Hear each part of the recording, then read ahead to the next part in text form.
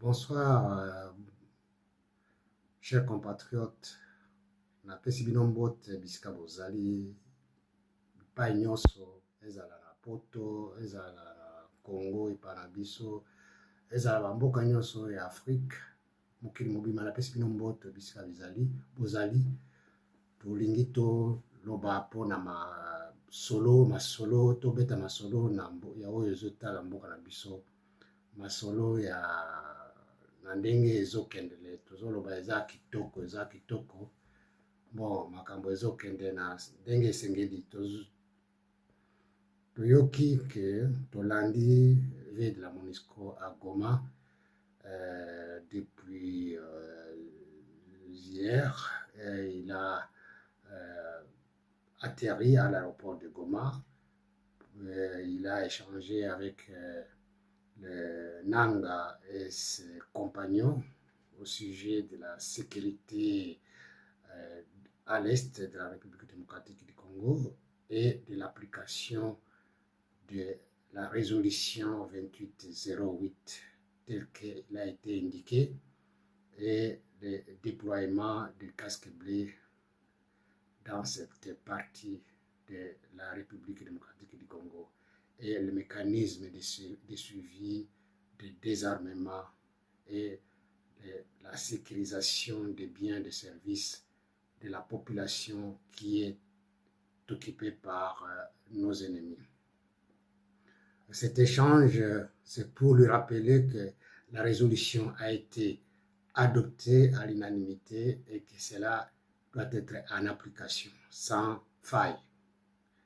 Et ces gens-là, on les a dit qu'il faut nécessairement qu'il y ait le cessez-le-feu qui sera appliqué partout et les mécanismes de suivi qui sera opérationnel par les forces ONIennes qui seront déployées au courant de ces jours à Goma et partout ailleurs à l'est de chez nous. Et que le chargé, la vice-présidente de cette organisation qui a conduit la délégation à Goma, il a confirmé que cela doit se faire selon l'esprit et la lettre de la résolution du Conseil de sécurité de l'ONU, de la résolution 2808. Et qu'auparavant, il y avait la résolution 2773 qui est adoptée à l'unanimité aussi par le Conseil de sécurité afin d'imposer la paix à l'est de la République démocratique du Congo. Et donc, l'ONU va se déployer dans cette partie de l'est et ils vont commencer par Uvira et remonter jusqu'à Bunagana en passant par le Goma. Donc, cet aéroport de Goma doit être balisé et au service des forces ONIennes qui vont effectuer des opérations sur place pour enfin de faire respecter cette résolution. Et que l'aéroport aussi de Kavumu doit être aussi exploité par cette force de l'ONU. Et nous savons qu'il y a le mécanisme qui a été lancé par les organisations internationales et qu'il est signifié aussi à l'Union africaine de pouvoir accompagner les mécanismes de cessez-le-feu et de déploiement des forces ONIennes.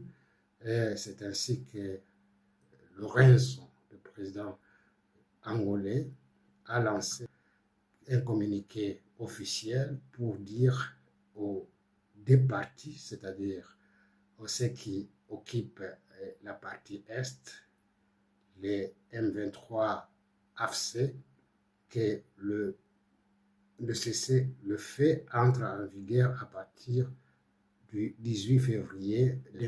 Les parties impliquées dans le conflit doit nécessairement mettre en pratique tout cela et que cette date soit respectée partout ailleurs. Et il a été signifié à ces M23 qui ont fait une déclaration aujourd'hui qu'ils ne sont pas concernés de près ou de loin de cette prise de décision de l'Union africaine à travers Lorenzo. Donc, ce sont ces gens, ce sont ces gens qui ne respectent rien et qui n'acceptent rien de ce qui a été signé partout ailleurs. Et qu'ils ont dit, à présence de la dame qui a conduit la délégation de l'ONU à Goma, comme quoi ils ne sont pas informés ni de près ni de loin et qu'ils ne sont pas partie prenante à cette initiative qui a été donnée par le président angolais Lorenzo. Donc vous comprendrez que ces gens ne respectent rien, ils ne veulent pas qu'il y ait la paix, mais ils seront contraints à l'accepter tel qu'il est consigné dans la résolution 2808 et que les forces onniennes qui seront déployées ne sont plus venues pour autre mission que la mission offensive. Donc ils seront obligés par la force de déposer les armes et de se rendre. Dans les cas contraires, donc la force onnienne pourra appliquer la force. Et que ça n'a pas tardé, le gouvernement congolais, il a lancé aussi un communiqué du gouvernement. Je vais vous faire lire ce communiqué, nous allons une extension, le lire ensemble pour voir ce qui a été dit par le gouvernement. Donc c'est un communiqué officiel que vous suivrez ici, ça y est ici. C'est le communiqué officiel du gouvernement qui parle de ce cessez-le-feu. J'ai voulu une extension de ce qui a été lancé comme message à cette initiative de cessez-le-feu. La République démocratique du Congo prend acte le principe de cessez-le-feu proposé par l'Angola. Communiqué officiel. La République démocratique du Congo prend acte de l'initiative de son Excellence M. Joao Manuel Gonçalves Lorenzo, président de la République d'Angola, et salue les efforts constants de l'Angola en faveur d'un retour durable à la paix et à la stabilité dans la région des Grands Lacs. La République démocratique du Congo informe l'opinion nationale et internationale que son Excellence, Monsieur le Président de la République, a accepté les principes d'un cessez-le-feu dans un esprit de responsabilité, d'apaisement et de recherche d'une solution pacifique au conflit. Vous le suivez tous, donc, conformément à leur déclaration qui a été dite par le porte-parole de M23 et AFC, il nie qu'il n'est pas concerné par ce cessez-le-feu et qu'ils ne sont pas informés par le président Lorenzo. C'est du mensonge. Je continue. Ce cessez-le-feu s'inscrit dans le cadre du mécanisme de surveillance et de vérification de cessez-le-feu signé le 14 octobre 2025 à Doha, dont l'objectif est d'assurer une cessation effective, contrôlée et durable des hostilités à travers un dispositif structuré de suivi et de traitement des incidents. Il implique un gel strict et immédiat de position, l'arrêt de tout renforcement militaire, la cessation de toute rotation ou approvisionnement offensive, l'interdiction de toute tentative de modification des statu quo sur le terrain, ainsi que la fin de tout appui extérieur aux groupes armés opérant sur le territoire national. Il s'y pose également à la protection effective des populations civiles et le respect des droits internationaux humanitaires. La République démocratique du Congo rappelle que toute consolidation unilatérale des positions militaires ou toute action visant à altérer l'équilibre sur le terrain pendant la période de cessez-le-feu compromettrait gravement la crédibilité du processus et en faire les perspectives. La République démocratique du Congo demeure engagée en faveur d'un retour durable de la paix dans le strict respect de sa souveraineté, de son intégrité territoriale et de la sécurité de ses citoyens. Fait à Kinshasa le 13 février 2026. Donc, chers compatriotes, vous avez suivi le communiqué officiel du gouvernement accompagnant le cessez-le-feu et que le cessez-le-feu ne peuvent pas être ne peut pas connaître des entraves et toute tentative de débordement ou de renforcer les troupes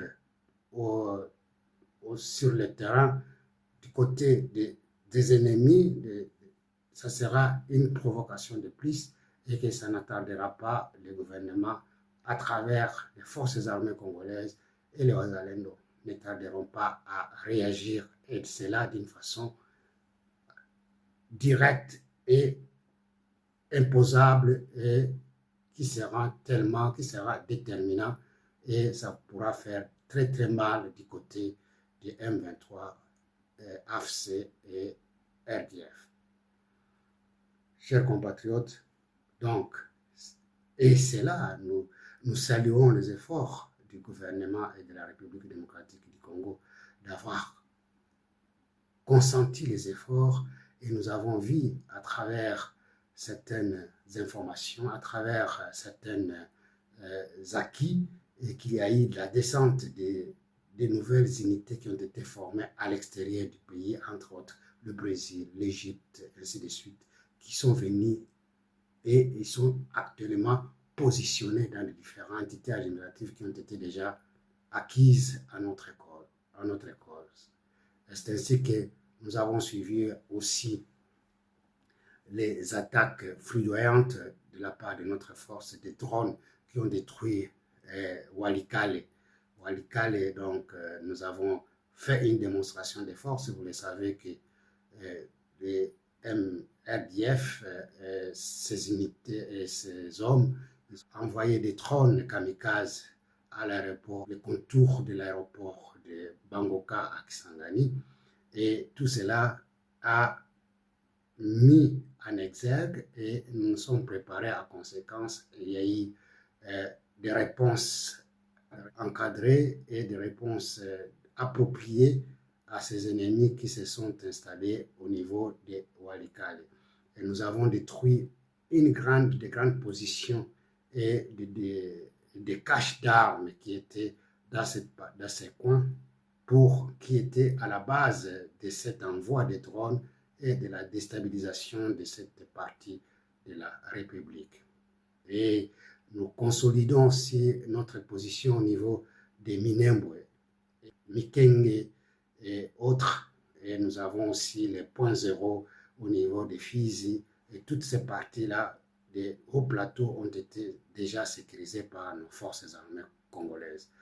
Et cela, ça donne une mission de force de notre côté, de nous donner la chance à ces ennemis de pouvoir nous attaquer. Et cela, ça se confirme sur le terrain, chers compatriotes. Ils ont fait ça vraiment, moi, Ngouya, et puis ils ont fait ça bisso, courage, tout soutenir davantage les forces armées congolaises qui font un bon travail et accompagner des Wazalendo. Et vous savez, dans les jours passés, nous avons déchassé les ennemis qui étaient Maniema, puisque vous le savez que tous ces ennemis-là voulaient faire un détour pour consolider leur position au niveau des Minembres. Comme nous avons cassé cet élan, donc nous sommes dans une position de force pour s'imposer davantage sur le terrain. Chers compatriotes, et cela nous donne un atout de pouvoir se confirmer encore davantage par la force. Et vous le savez, chers compatriotes, nous avons une guerre qui s'est faite entre les États-Unis et l'Union européenne. Vous savez qu'il y a une compagnie que nous avons signée, avec laquelle nous avons signé pour cartographier les sites miniers qui sont dans notre pays. Et ces sites miniers doivent être inventoriés, cartographiés pour faciliter l'exploitation selon les accords que nous avons signés avec les États-Unis. Et comme il y avait dès le départ certains plans de cartographie qui étaient amenés par les colonies, la Belgique. Donc cette société s'est rapprochée de la Belgique pour demander les anciennes cartographies qui ont été faites par les colons. Mais la Belgique s'y est imposée. Ils ne veulent pas donner ces plans. Pourquoi? Puisqu'ils ne veulent pas. Et cela a été instrumentalisé par la France. Ne pas céder à cette demande. Donc on s'est dit, maintenant les États-Unis ne peut pas s'incliner devant cette situation et pourra prendre d'autres dispositions pour contourner cette affaire. Et je me demande à quel point la France doit toujours s'ingérer dans notre affaire. Et la Belgique, il doit se positionner. C'est la colonie, c'est le pays qui a colonisé notre pays. Il doit se positionner, il ne peut pas se laisser entraîner par Macron. Et nous savons que Macron n'a que quelques mois pour partir.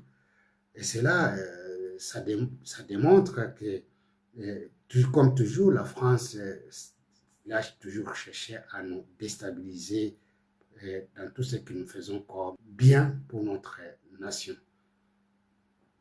Mais nous estimons que les États-Unis pourra s'imposer, puisque nous avons signé les accords, et que chaque pays a le plein droit de faire des affaires avec tel ou tel pays. La porte n'est pas fermée. Hein, notre pays n'est pas fermé à toute puissance quelconque. Tout pays qui envisage de faire des affaires en République démocratique du Congo, il est le bienvenu. Mais nous devons tout donner sans quelque chose, sans retour. Et les exigences sont là, ils doivent respecter les lois établies et chaque pays a la possibilité de venir et discuter et avoir une place de choix pour faire les affaires dans le cadre des partenariats gagnant-gagnant. C'est ça, justement, chers compatriotes, nous devons nous consolider et être engagés à parler d'un même langage, quel que soit certains d'entre nous qui cherchent leur ventre à travers certaines puissances et ils n'en trouveront que pour leur compte, puisque une grande partie de la population est déjà ouverte, c'est déjà engagé, connaissent déjà les choses et ne peuvent pas laisser en aucun cas les ennemis progresser et nous continuer toujours à nous déstabiliser davantage. Chers compatriotes, le Congo a une position de force. Et comme nous sommes déjà dans le Conseil de sécurité des Nations Unies comme membres non permanents et que ils sont au nombre de 15. Donc il y a 5 qui sont permanents et 10 non permanents. Et comme nous prenons une place prenante à cette assise, et nous savons que nous sommes au Conseil de paix et de sécurité de l'Union africaine. Donc ces atouts nous permettent, nous, en tant que Congolais, de pouvoir s'imposer dans toute initiative nationale qu'internationale.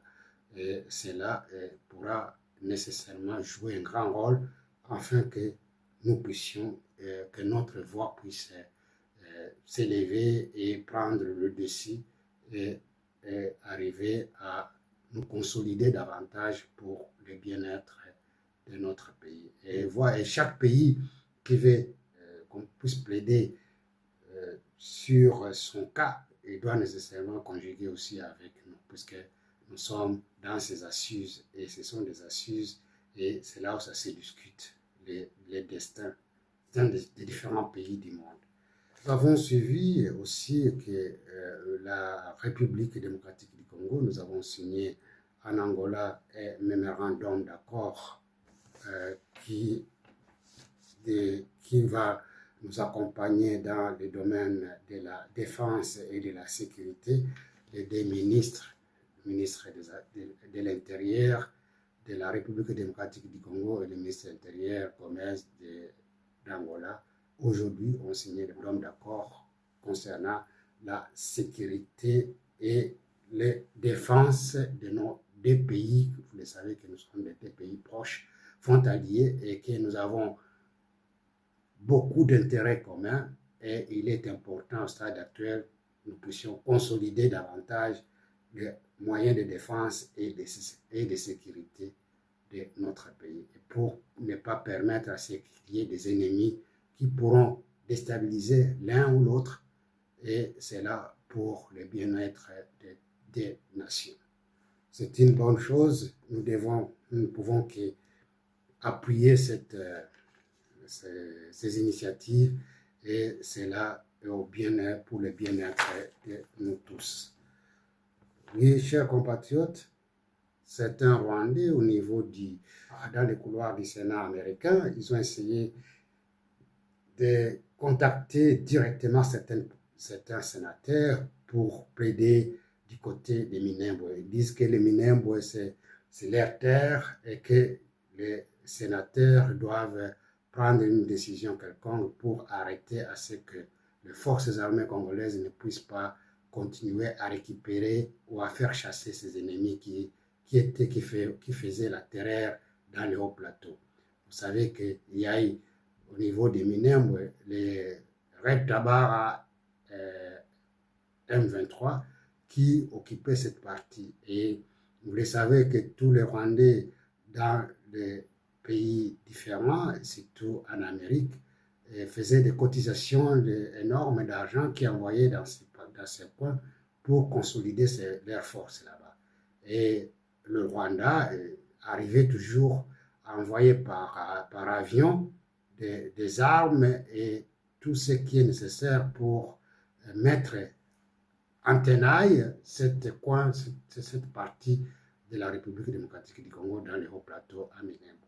Et Minembwe était le centre de déstabilisation des autres parties du territoire d'Uvira. Et c'est de là où partaient des incursions vers Fizi, vers Baraka, vers Uvira, vers les mers. Et quand les forces armées congolaises ont attaqué sérieusement Minembwe, arrivaient à prendre les bastions qui étaient dans lesquels ils stockaient les armes et leurs munitions, et nous avons essayé à prendre en tenaille le centre-ville, et qui aujourd'hui nous exigeons les Twirwaneho et les forces de Rentabara de déposer les armes afin que nous puissions sécuriser cette partie.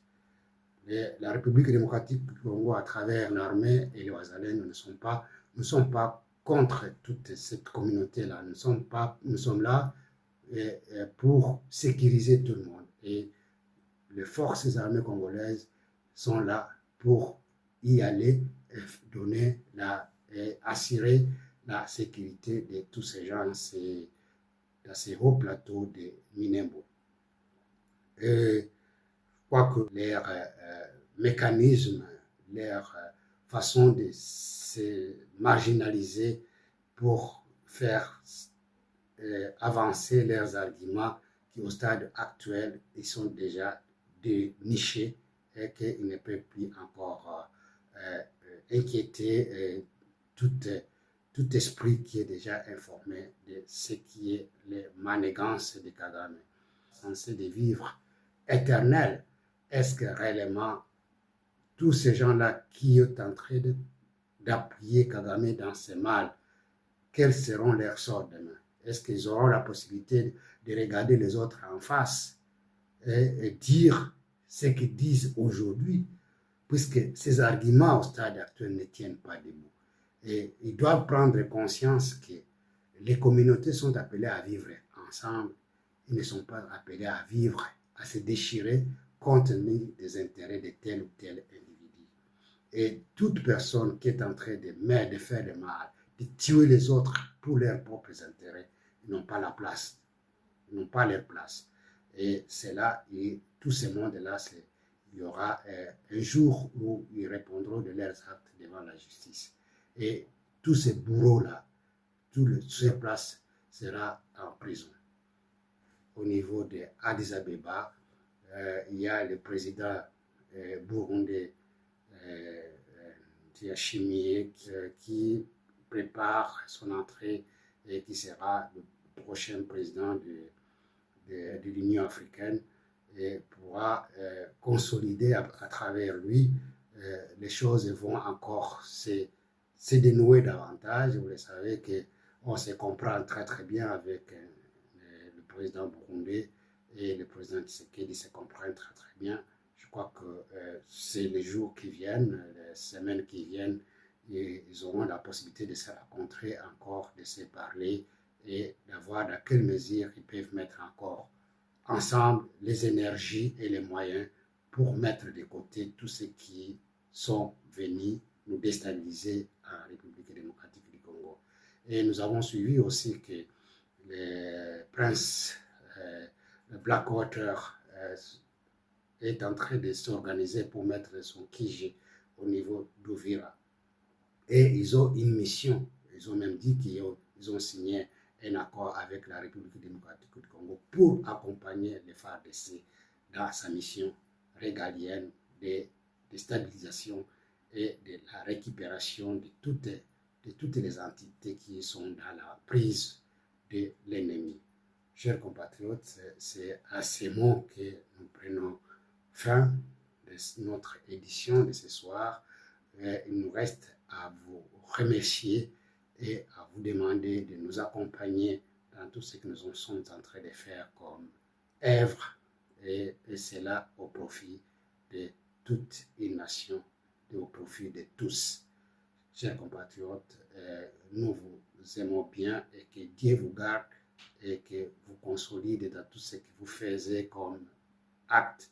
Et nous vous demandons d'accompagner tout effort qui est à la défense et à la reconnaissance de notre entité en tant que nation et à la récupération de toutes les entités dans les mains de l'ennemi. Donc, de la restauration de l'intégrité territoriale et de l'installation de l'autorité de l'État dans toutes ces entités qui ont été prises par le Rwanda et ses supplétifs.